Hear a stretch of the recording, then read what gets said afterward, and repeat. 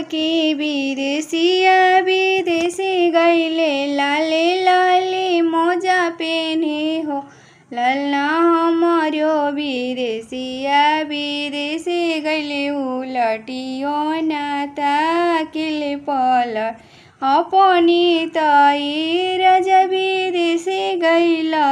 और विदेशी गैला हो राजा बर हो बरिसा के उमेरी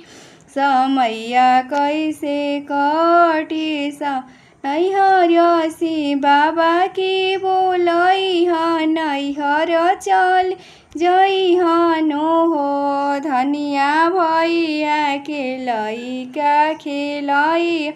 समैया तोहरो कटी जइहे समैया तो नैहरसी बाबा न बोलाई भी नैहर जाई भी हो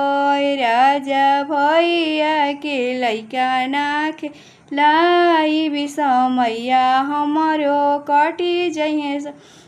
रहबो में ससुर की मोहलिया तो सासू के आंगनवा रहबो हो राजा देवर जी में आधा बाट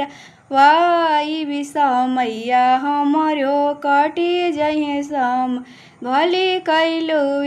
धनिया भली कैलू इज्जत बचाई दिहलू हो धनिया यारा में बांगला